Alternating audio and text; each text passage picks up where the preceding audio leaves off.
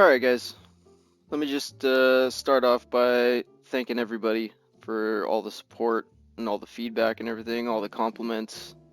I really didn't think this post was gonna blow up like it did. I just was posting it, if I just got a couple people that got something out of it, then it's a good day for me. So here she is in all her glory. I wanted her to look like a DIY build. I spent quite a bit of time building and tuning this car, so I wanted it to look like it was my very own build in real life. It's got that backyard drifter look, but it definitely doesn't feel like a backyard drifter. The tune's more around, I would say, Formula Drift. Performs more like a Formula Drift car, which is why it's so much fun. Alright, so let's get into the tune here. Alright, so first things first, doesn't really matter how good the tune is. If you're drifting with a controller on GT7, you really need to make sure you have your controller settings done right so that the car actually feels the way it should through the controller. So let's take a look at that. First of all, the assist settings.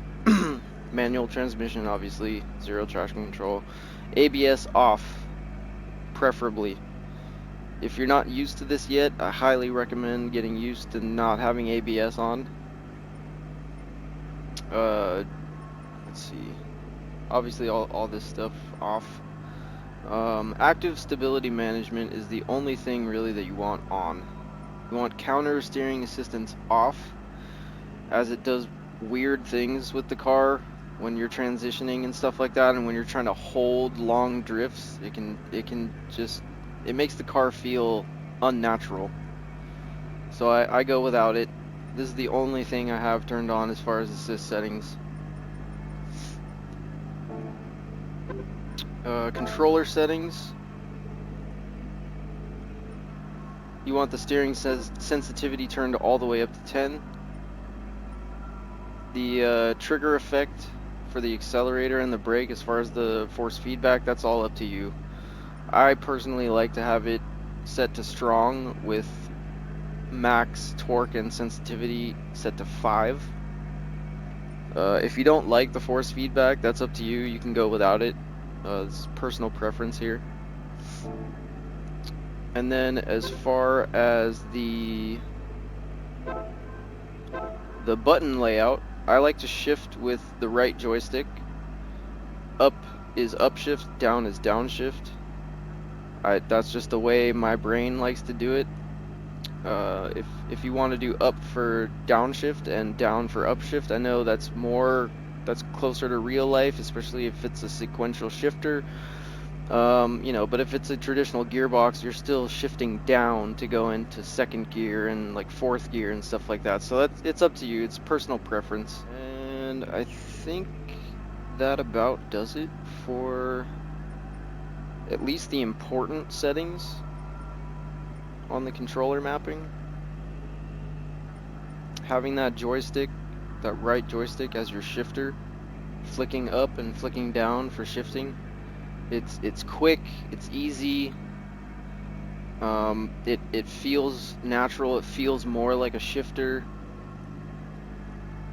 and then having the e-brake as R1 is just, it's in a perfect spot right there. So yeah, there's the controls. Alright, so let's try to quickly talk about the tune here.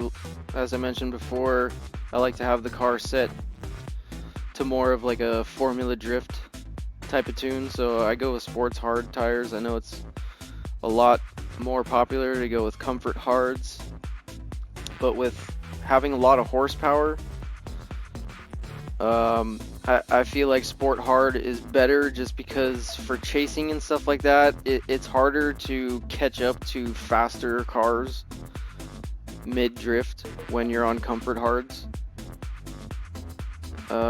And you can still chase people on, or I personally can still chase people that are using comfort hards with this setup. And we'll talk about that with the braking and all that later. But so body height, you want the front higher than the rear. The rear tends to want to dip when you get on the gas, so if you start with the rear lower than the front, there's less of a change. And essentially the center of gravity of the car stays more stable. You want the center of gravity of the car to stay up in about the same place at all times when you're drifting to increase stability. And that's one way you can do it right there. That's why if you watch like Formula Drift and stuff like that, I don't know if you notice, but a lot of times you can even see the front end is visibly higher than the rear end.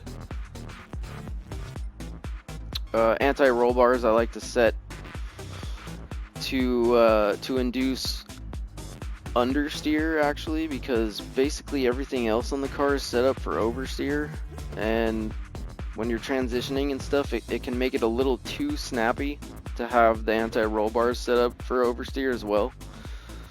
And then having them tighter in the front also gives you a little bit more steering stability, a little bit more control in the front, and having control in the front is what it's all about, or half of what it's about with drifting, I would say.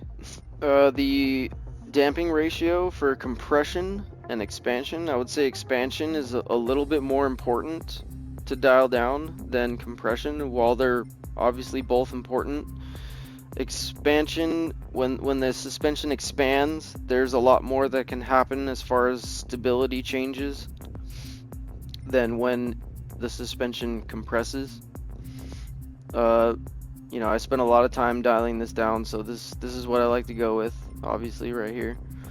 Natural frequency, you want a little bit tighter in the front, again, for more stability, more control in the front, and you want the back end generally a little bit looser, so that because you're running with tires that don't have a whole lot of grip to begin with. Like, say if you're trying to race, these tires are not going to do it as far as grip, you know what I mean? But they're perfect for drifting. And having that in mind, you want to actually try to retain some of that grip so that you're not just spinning out everywhere you go. So in order to do that, you loosen up your back end to gain a little bit more traction, right? So I like to go with 210 in the front, 203 in the rear. Camber angle. This starts to get a little technical here, so especially when you're using an angle kit like we are, have to have the steering angle adapter on there for drifting. When you go to turn your wheel all the way, the wheels want to lean, right? And as they lean, the rubber that meets the road comes off of the road. You don't have as much of the tire touching the road when they're leaning like that, when they're at a severe camber angle. And in order to correct that, you can actually put your front end at a negative camber angle to start with, right? Because you don't necessarily need a whole lot of control when you're going in a straight line, because you're not going in a straight line a whole lot when you're drifting. You have the wheel turned most of the time, one way or the other. And when you have the wheel turned, you want as much rubber on the road as possible. And in order to keep as much rubber on the road as possible while you have your wheel turned all the way, is to start with negative camber angle, and it causes the wheels to, instead of going from straight to an angle, they start at an angle and they straighten out as you turn them. That's why all those Formula Drift cars, you see the front end will have negative camber, and the back end will not have any at all. Which comes to the rear here with no negative camber angle. You want the tires to basically be flat on the ground. You want as much surface area of that tire touching the track at all times, so that your traction is essentially the same. It's not only as much rubber on the road and as much traction as possible, but it's always the same for the most part.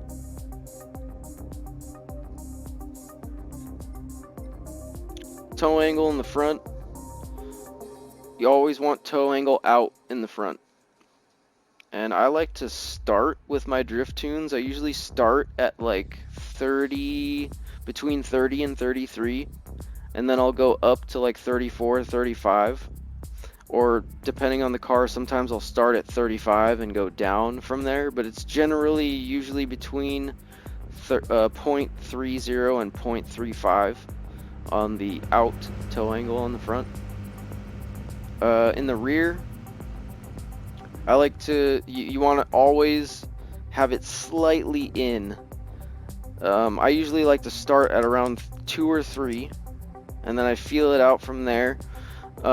If your transitions feel a little bit too snappy and a little bit too quick, and you feel like you're spinning out too much on your transitions, you can actually reduce. I believe if I don't have this backwards, I believe you want to reduce this by 1 or 2 clicks if you feel like your transitions are too snappy, and you want to kind of slow down the motion of the transition. You can snap this back a little bit. I might have it backwards. I might be going in a little bit more to slow down the transition. My bad if I've got that wrong.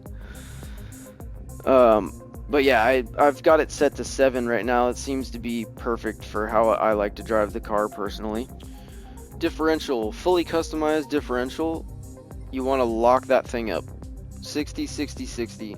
You want to have all the power you can get to both wheels at all times, so that you have maximum stability and there's no sudden change in the amount of power that you're getting to any one tire at any one time. I don't believe I played around with the downforce at all. I don't think I did. I do want to mention real quick though that this is a wide body car. We'll go ahead and look at those settings in a second here. Nothing done with the ballast. It's already a 50-50 weight distribution with everything done to it right now, which is perfect for drifting.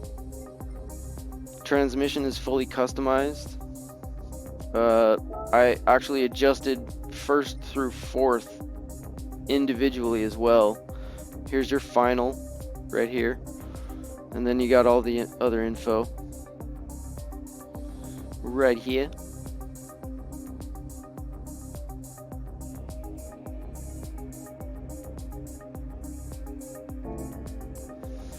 And what else? No nitrous. Turbocharger, medium RPM. I believe that's the only one that you can put on. No, you can put on high RPM. So the problem, or not the problem with this motor, is the fact that it has very high torque in higher RPMs, right? And it wraps up very high to like over 11,000, like to 11.4 K. And so it's fine. It's basically fine with high-end torque, but the low-end torque is lacking. So I really, if it were my choice, I would put a low RPM turbo on this to be able to have more torque in the lower RPMs and get to the higher RPMs quicker.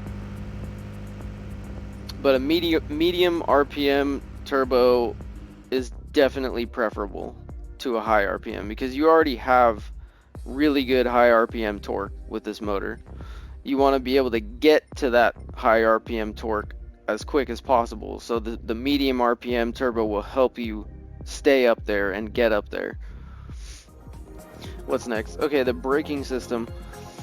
We got all your parts right here. Handbrake torque all the way up. You want to be able to lock those tires up immediately when you pull the handbrake. Brake controller, I like to set it to -4. You want to favor the front. If you're not used to having ABS off, I would probably start around 2 or 3 and then work your way up to 4. If you're used to having ABS, definitely just go with like maybe start at 3, but I would recommend 4 for sure.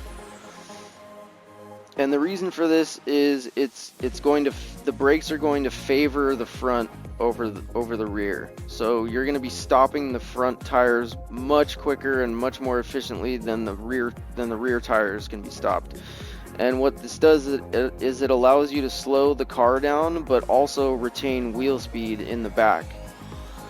So say you're chasing somebody and they're starting to pull away from you, and you want to keep on their door and you want to catch up to them, but then you give it too much gas and you start coming in too hot and you feel like you're going to crash into them, you can actually hit the brake and slow the car down with the front tires and keep on the gas a little bit to keep your wheel spin going, and you can just stay in at the same angle in the drift and just slow yourself down before you crash into the car in front of you.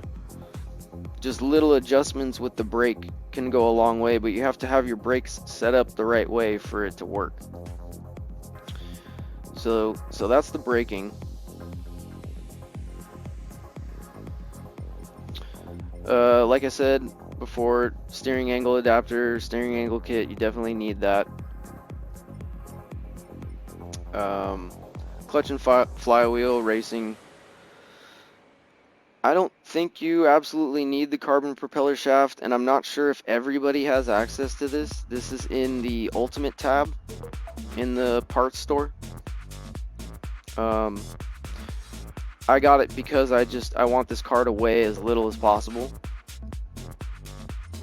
which is why I went with all of the weight reductions and increased rigidity for stability, of course. Alright, so with this car, with the wheels, when you go to pick your wheels, you want 17-inch wheels, whatever you decide to go with. Go with 17s, and then with the rim width, go wide, and with offset, also go wide. Okay?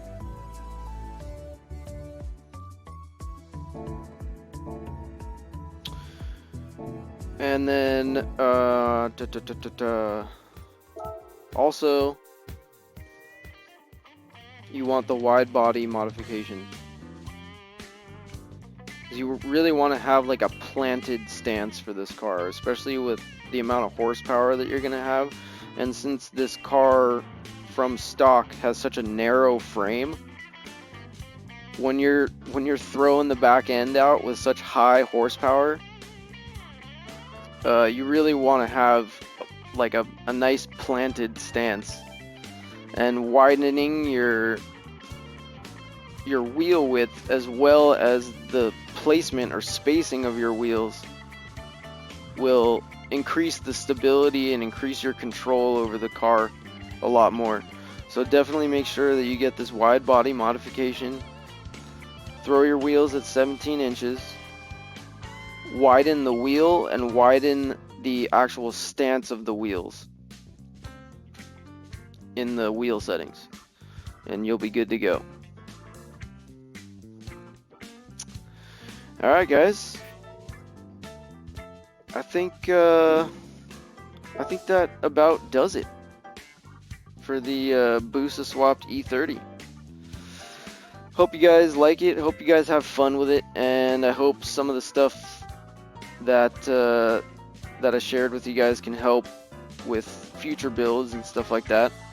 Feel free to comment, you know, I'm always open to feedback and all that stuff. But yeah, have a good rest of the vacation here, guys, and I'll check you later.